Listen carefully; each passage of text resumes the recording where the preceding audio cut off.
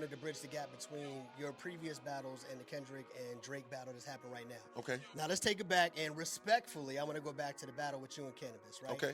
At that time, if that battle was happening in 2024, a lot of people at that time felt like you might have been the Drake in that situation because you were making the sexy songs, you were making the R&B records coming, you know what I mean, leading up to that time period where a lot of people felt like Cannabis might have been representing the more raw hip hop at that time.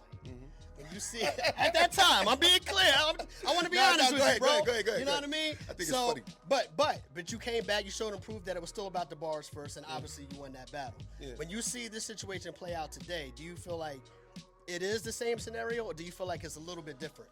Well, it's different in a lot of ways. First of all, like I'm not hip hop was very different then, right? So you could be you can be a lyrically inclined MC, but in order to get on the radio, in order to have success, you had to have certain kinds of music out there.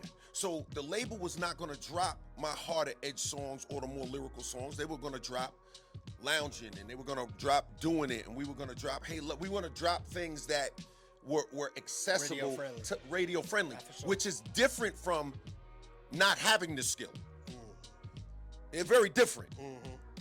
Like because I take a lot of jump shots and threes does not mean I can't fly above the rim. There's a difference between being a dude who can actually go crazy in the paint, but doesn't because of commercial reasons. So there's that. Now, that being said, dude, I was so out of the loop even during that battle. You know what I'm saying? I was doing TV. I'm running around. I'm doing television. He running around with a goddamn laptop before they was carrying him. He's, he's thesaurus. He got the thesaurus. He's fucking snapping at my heels, coming up with every goddamn scenario and diabolical lyricism and all that shit. So, it's just like, look, I get it, right?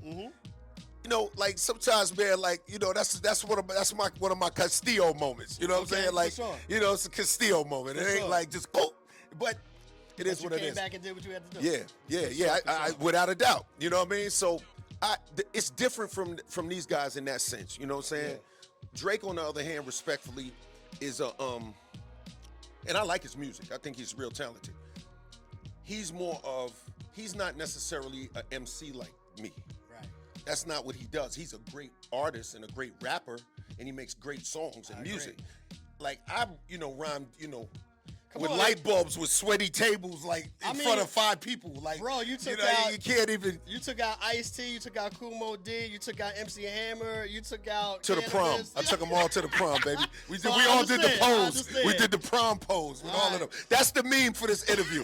Me with Ice-T, Cap, all of them in a prom pose. We need to do the AI prom pose shit. You know what I mean? No doubt, man. The Bridge, LL Cool J in the building, man. Make sure you check out the album, The Force, man. Still doing it. The GOAT, 40 years later, still at it. All right? You know what I mean?